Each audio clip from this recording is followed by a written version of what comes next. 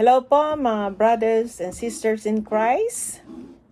Kumusta po kayo dyan sa Quezon City Female Dormitory sa Camp Karingal? Hello Madam Elena Rocamora at ganon din po kay Madam Erlinda Turaray. Welcome po sa ating virtual preaching pinamagatang God and His Word is all we need. Marami po tayong pangangailangan dito sa mundo. We need the basic necessities like food, clothing, shelter, education, at iba pa. Subalit, ang Biblia po sinasabi ay there's only one thing that we need, and it is God and His Word. Tunghayan po natin ito sa Book of Luke, sa chapter 10, verse 38. Hayaan niyo pong basahin ko sa inyo. Si Jesus at ang kanyang mga alagad ay nagpatuloy sa kanilang paglalakbay at pumasok sa isang nayon. Malugod silang tinanggap sa tahanan ni Marta at ng kapatid niyang si Maria. Naupo ito sa may paanan ng Panginoon upang makinig sa kanyang itinuturo. Si Marta naman ay abalang-abala sa paghahanda, kaya't lumapit siya kay Jesus at tumaing. Panginoon, baliwala po ba sa inyo na pinababayaan ako ng kapatid kong maghanda ng nag-iisa? Sabihan nga po ninyo siyang tulungan naman ako. Ngunit sinabi ng Panginoon sa kanya, Marta, Marta, nababalisa ka, abalang-abala sa maraming bagay. Ngunit iisa lamang ang talagang kailangan. Mas mabuti ang pinili ni Maria at ito'y hindi aalisin sa kanya. Nagpala na po ang lahat ng mga nakarinig ng mga salitang ito. Okay?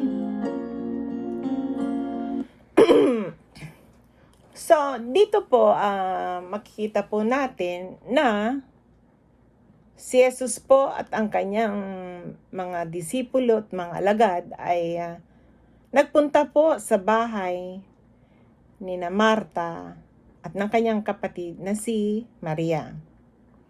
Okay? Si Marta po at saka si Maria ay kapatid po ni Lazaro. Kung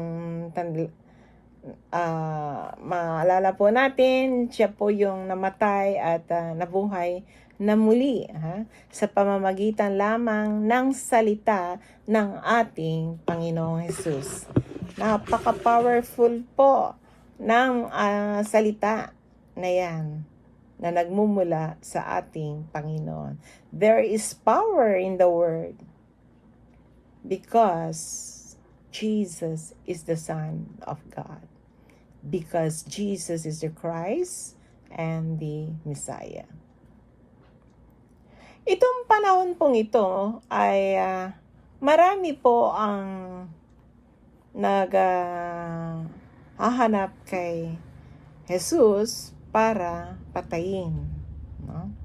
Lalo na po yung mga Hudyo. Dahil ayaw nilang naririnig na sinasabi na si Jesus ang Kristo, ang Mesyas, no? So, gusto nilang patayin si Jesus. Alam nyo, hindi lang naman ng panahon na yon, kundi kahit ngayon, marami po ang nagsasabing hindi si Jesus ang Mesyas at hindi rin siya Kristo. Pero maliwanag po, no? Pag binasa natin ang Old Testament at New Testament, maliwanag na si Jesus po ang tunay na anak ng Diyos, ang Kristo. Wala nang iba. Dahil sa Old Testament, binigay, na-prophesy kung paano makikilala ang Mesyas. Nang sa ganon ay hindi po tayo maligaw. Dahil marami ang mag-aangkin na sila ang Kristo, sila ang Mesyas, no? At yan ang sinasabi nga nating mga false Christ, false Messiah. Marami. Kaya pag hindi mo po binasa ang Biblia, hindi mo makikilala. Kung yung mga Hudyo nung araw, bihasa sa pagsasalita, ay sa mga salita ng Diyos, no? Nandun na, alam na nila description ng Messiah. Subalit, hindi lahat po sila ay naniwala. Meron pong mga ilan na naniwala na si Jesus ang Kristo, at yan nga po yung mga disipulo at kanyang mga alagad. So, kung hinahanap si Kristo para patayin, tamang-tama naman si Jesus ay pupunta dito sa bahay ni Marta. Alam niyo po, itong si Marta ay matapang. Hindi siya natatakot na tumuli sa kanya si Jesus. Ganon din po tayo, wag po tayong matakot na tanggapin ang Panginoon sa atin. Wag po natin ikahiya ang Panginoong Jesus. Kahit na anong sabihin ng mga tao, kesyo. Alam nyo, minsan ang mga tao, ang tingin pagka masyado kang nag-aaral sa salita ng Diyos ay parang napakasanto mo, napakasanta. Parang yun ang tingin nila ng ibang mga tao. Subalit, ang mahalaga ay ikaw mismo, welcome na welcome ang Panginoong Jesus sa buhay mo. Sino po sa atin dito ang welcome na tanggapin ang Panginoong Jesus sa buhay niya? Dahil pag wala ang Panginoong Jesus, wala. Hindi ka makakapunta sa langit. Diba? Maliwanag na sinabi ng ating Panginoong Jesus sa John 14:6, I am the way, the truth, and the life.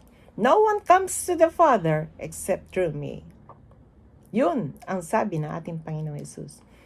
Walang makakapunta sa langit maliban sa kanyang lamang.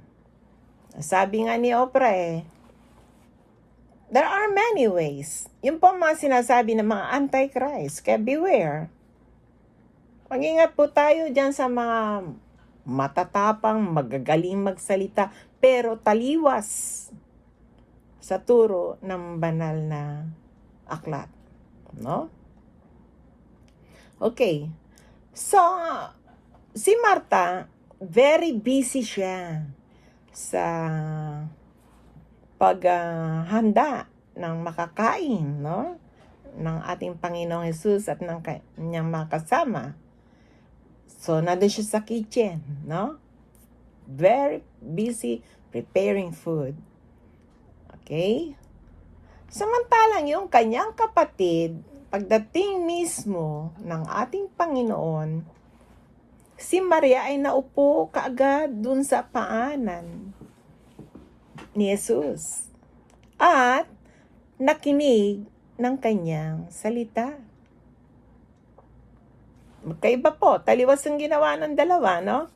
Yung isa, very busy, kaagad, no? Prepare kung anong kailangan.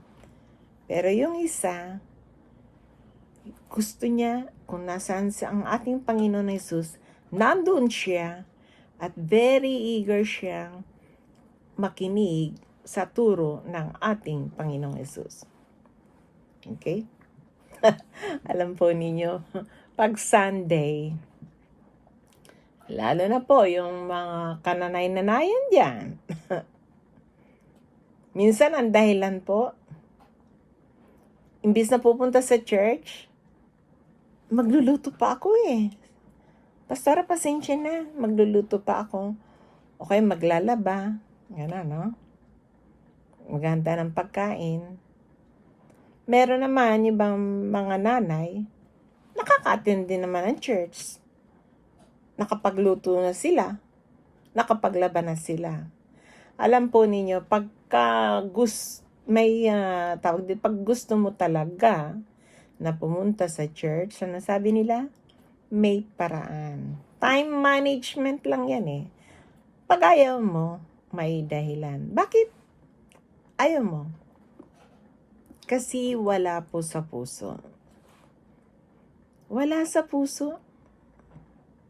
Naka-attach ka sa material na bagay. Pero si Maria, very eager po siya. Makikita natin na there is hunger and thirst for the Word of God. Sana, yun po ang nararamdaman ng mga taong ang Diyos ay nasa sa kanila. If you welcome God into your heart, if you welcome Jesus into your heart, talagang mauuhaw ka sa kanyang mga salita. At habang binabasa mo nga ito, you will really feel the message. No? Ipapaintindi sa iyo ng Diyos because alam niya na very eager ka talaga na maintindihan ang salita na yan. Ang sabi nga kahit 1,000 beses mo mang basahin ang Biblia, yung iba po hindi maintindihan. Kasi, yan po yung alam na ng Diyos na harden ang heart mo. Talagang matigas, wala dyan yung pagnanasa. Minsan nga, nandyan na, nagsasalita na, wala lang. Patuloy pa rin sa ginagawa. Ayun, deadma, kung tawagin, deadma. Diba? Kaya, nung nagreklamo itong si Maria, ay si Marta, sa ating Panginoong Jesus, ano sabi niya? Nag-complain siya. Di daw siya tinutulungan ni Maria. Siyempre, hirap na hirap, di ba? Tapos ito si Maria, isipin mo, sitting pretty. Pero alam po ninyo, dahil ang nais ni Maria, very eager siya sa ating Panginoon, sa kanyang pagtuturo. At, ano naman ang sagot ng ating Panginoong Jesus? Ang sabi niya, Marta, Marta, masyado kang abala. Gentle pa rin ang ating Panginoong Jesus. Inulit niya dalawang beses yung pangalan ni Marta. No? At sa pangalawa, ang sabi niya, pinili ni Maria ang tama. Okay? So, ano ba yung tama na pinili ni Maria? Yun daw yung kailangan lang natin talaga. Yun ang talagang kailangan natin. Yung pinili ni Maria, yun ang talagang kailangan natin. Lahat tayo dito sa mundo, yun ang kailangan natin. Ano ang pinili niya? Ang pinili ni Maria ay ang maupo siya sa paanan ng ating Panginoong Jesus at makinig sa kanyang itinuturo. Pinili niya ang makapiling ang Panginoong Jesus at matuto sa kanyang mga salita. Tayo pong lahat na mga Kristiyano, pinili natin si Jesus. Pinili natin siya, no? At ang kanyang mga salita ay ating pinag-aaralan tulad po nito na nasi-share po natin, no? Mahalaga ang kanyang salita. Kaya nga sabi niya, maliwanag ang sinasabi niya na ang pinili ni Maria ang pinakamahalaga sa lahat. Yan lang, hindi lang yun. Yan lang ang kailangan mo. Ang salita ng Diyos. Bakit kailangan mo salita ng Diyos? Marami alam na may Diyos. Hindi naman alam ang kanyang mga salita. Marami hindi naniniwala sa Diyos. Napakalaga po na makilala natin ang ating Panginoon, ang ating Diyos. Yan ay kung magbabasa ka ng banal na kasulatan ng Bible. Bakit malaga ang salita ng Diyos? Dahil ang salita ng Diyos, dito makikilala mo ang ating Diyos. Sino ba siya? No? Ano ang nais niya? Yun. Ano ang kanyang will? Diba? At bakit nga sabi doon mo malalaman kung paano sa pamamagitan ng kanyang mga salita, kung paano ka maliligtas, ang tao maliligtas, paano mapupunta sa langit ang tao. Ang lahat ay nakasaad sa Biblia. Di ba? Paano? Okay? Bakit kinakailangan na paniwalaan ng lahat na si Jesus, ang Kristo? Napakahalaga po. Dahil yan ang magliligtas sa atin. Believing in Jesus Christ as your Lord and Savior is the big factor that you will be saved. Believing. Kasi kung hindi ka na naniniwala, sabi nga, you are already condemned. Lahat ng kanyang mga promises ay nandoon. Kaya, kinakailangan basahin po natin lahat ang dahul kung kinakailangan, no?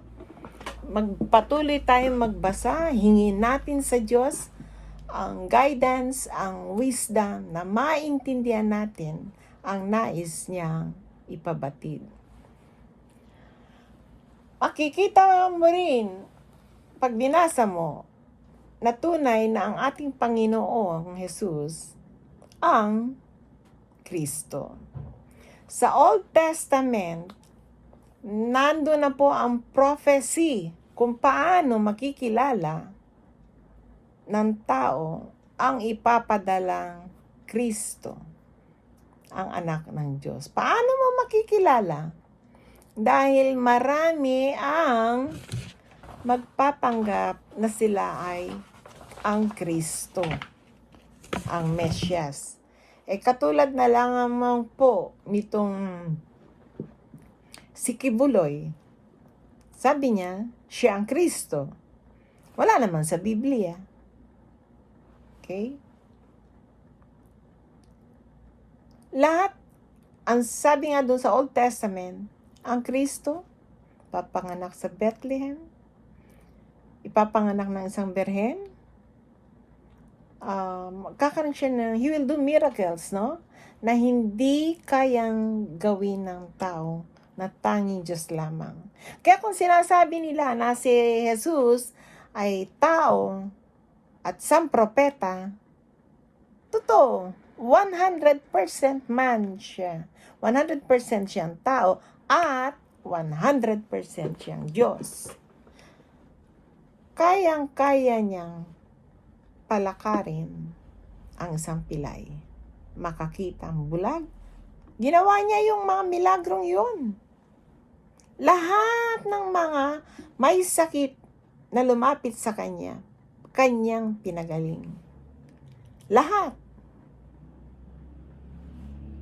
Dahil yan ay ang kapangyarihan ng isang Diyos. Kahit ang bagyo, kaya niyang pahintuin sa pamamagitan lang ng salita. Kanyang salita. Ang buhay ay ang patay, kanyang nabubuhay, no? Binubuhay, katulad ni Lazarus. At hindi lang yan, yung marami pa po siyang mga namatay na nabuhay, no? Siyempre, nabuhay at namatay na muli yun, no? Pero ang ating Panginoong Jesus, bagamat siya'y namatay, Siya'y nabuhay na muli, hindi na siya namatay. Siya'y nabuhay na muli at nakihalubilo pa sa kanyang mga alagad. Pagkatapos ng 40 days, umakyat na siya doon sa langit. Nakita po yan ng mga disipulo. Okay? Kaya nga, itong time na to, tinuturuan niya ang kanyang mga alagad. At nandoon si Mary na nakikinig. Sana lahat ay may time na mag-aral ng salita ng Diyos. Dahil makikita mo rin ang kahalagan kung bakit kinakailangan na mamatay ang Panginoong Hesus para sa atin. Nakasulat po yan. Dahil lahat tayong mga tao ay nagkasala. Lahat tayo maliban sa Panginoong Hesus, hindi yan nagkasala kahit naging tao siya. Tinutukso siya ng demonyo 3 beses, pero hindi siya natukso. Ano ang ginamit niyang panlaban? Ang salita. The Word of God. Kaya nga dito sa mundo, sinabi rin niya, dito you will have troubles, no? In this world you will have trouble, but have peace, for I have overcome the world. Sinabi niya na lahat tayo dito, talagang pag nandito ka sa mundo, puro problema yan, no? Kaya, ang sabi niya, wag daw tayong mag-alala. Maraming pagsubok, problema, ang darating. Nandyan, iba-iba ang ating mga attitude. Itong pandemic na to, maraming nadidepressed, nalulungkot, maraming namamatay. Namatay na, hindi pa makita, hindi pa makapunta sa libingan, kinikremate ka agad, no? Iba naman, may mga sakit na kinakailangan madala sa ospital, punong-puno po yung hospital, hindi makapunta. Ngayon nga po, modified ECQ tayo sa NCR, ni walang public transport. Pag may nagkasakit sa bahay, wala kang sasakyan, paano na? Napakahirap. At maraming ang mga negosyo ang nagsara, maraming nawala ng trabaho. Ang lahat ng ito ay alam ng Diyos na nangyayari. Kaya nga ibinigay niya ang kanyang salita nang sa ganon, itong pandemic na to ay matulungan tayo kung paano natin malalampasan ito. Paano ang gagawin natin dahil alam ng Diyos na ang kakailanganin natin, no? Pinakilala niya, pinakita niya ang kanyang dakilang pagmamahal, ang kanyang kapangyarihan, na sa kanya walang imposible. Ang kinakailangan lamang ay manalig tayo sa kanya, sumunod tayo sa kanyang kalooban, huwag tayong maging pasaway. Manatili tayong tapat. Lalo na ang buhay natin dito ay hindi nga natin alam kung ano ang bukas. Di mo alam kung kailan ka kukunin. Kung kukunin na tayo, masaya para sa atin na handa tayo spiritually. No? Paano na po yung iba na walang inatupag kundi ang kamunduhan? Hindi sila nakapaghanda spiritually. Dalawa lamang ang destinasyon. Yan ay heaven or hell, no? Alam po natin ang walang katapusang paghihirap sa impyerno at napakasarap na buhay naman sa langit, kapiling ang ating Diyos. Kaya gaano man po kahirap ang buhay dito sa mundo, manatili tayong tapat. Dahil everything here is temporary lamang. Ang mahalaga ay ang ating final destination pag wala na tayo dito sa mundo. Ang naway makapiling natin ang ating Panginoong Hesus. Yung, di ba, sabi ko nga, marami po yung mga mayayaman na walang nagawa ang pera. Kahit na anong dami ng pera mo, magkasakit ka, prolong lang buhay mo, ganun pa man, iwanan mo yung napakaraming perang yan.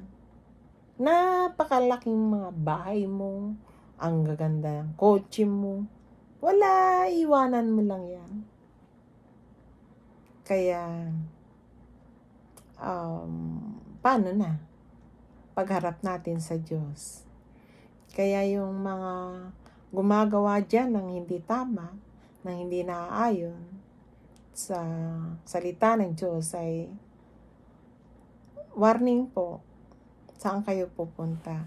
Kaya habang may buhay pa, no, dito sa mundo, kinakailangan po ay manatili tayong tapat sa Diyos. Sa pagbabasa rin, makikita po natin ang Antichrist, no? Sinasabi na rin po dyan ang kanyang second coming, kung saan magkakaroon na final judgment na ang mga tao ay hahatulan na heaven or hell kung ano ang ginawa mo, at ang reward magkakaroon ng new heaven and earth para dun sa mga believers ng ating Panginoon. Kaya manatili po tayo na palaging na nanalangin sa ating Panginoong Hesus. Huwag po tayong mawala ng pag-asa dahil lahat po ng mga promises ng Panginoon nandyan sa Bible. I-memorize po natin, no? Para kung ano man yung problema, katulad ko noon, nung nagkasakit ako ng breast cancer, Lord, sabi mo, do not worry, I will never leave you. I do not be afraid, I will never leave you, nor forsake you. Tapos, in everything, give thanks. Kahit na problema na yan, magpasalamat pa rin tayo at magpuri sa Diyos. Okay? Kaya mga kapatid, yung mga kaso nyo dyan, lift them up to God. Do not worry. No? God will take care of you. Okay? Tayo nga pong lahat ay yumuko. Kung nais mong tanggapin ang Panginoong Hesus sa buhay mo, ay sumunod ka lamang po sa panalangin na ito. O Jesus, ako po ay lumalapit sa iyo, isang makasalanan. Inaamin ko na ako'y nagkasala. Patawarin mo po ako sa lahat ng aking kasalanan. Linisin mo po ako, Panginoong Hesus. At mula sa araw na ito, Ikaw, Hesus, ang aking Panginoon at tagapagligtas. Ako'y maglilingkod sa iyo at susunod sa iyong mga utos. Maraming salamat sa kapatawaran at maraming salamat sa lahat, O God, na binigay mo sa akin. Patuloy, O God, na pagpalain mo po ako. Maraming salamat. Lord God, hallelujah, O God. We lift up all my sisters here, O God, and my brothers and sisters sa iyo, Panginoon, na kumilala bilang aming Panginoon tagapagligtas. Maraming salamat sa iyong buhay na binigay mo para sa amin. Lord, patuloy, O God, na samahan mo kami. Huwag mo kaming iwan o pababayaan, lalo ng aking mga kapatiran dyan sa Camp Karingal. Lord, dinadalangin namin na kanilang mga kaso na matapos na ng may katagumpayan, magamit sila, Panginoon, para maging testimony ng kung gaano kakabuti sa buhay ng bawat isa. At may pangaral din ang iyong mga salita sa iba pang hindi nakakakilala sa iyo. Magamit sila para sa iyong ubasan. Patuloy na ingatan mo sila at sino man po ang may karamdaman sa kanila, right now, Lord, right now, touch them with your healing touch, with your power, love, grace, peace, oh God, and mercy. We thank you, Lord God. Hallelujah, oh God. Patuloy na palakasin mo sila. Give them peace and joy in their heart, Lord. Manatili silang sa iyo na nananalangin, nananampalataya, Lord, to the end. Layo mo sila sa anumang mga kapahamakan at sa anumang mga tukso. Ganon din ang kanilang mga mahal sa buhay. Ingatan niyo po. Thank you, Lord. All this with pray in Jesus' name. Atin pong dasalin ang Ama namin. Ama namin, sumasalangit ka, sambahin ang ngalan mo, mapasa amin ang kaharian mo, sundin ang loob mo dito sa lupa para nang sa langit.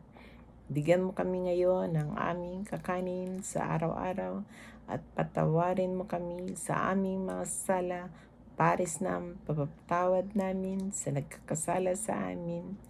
At huwag mo kami paintulot sa tukso at iadya mo kami sa dilang masama. Amen.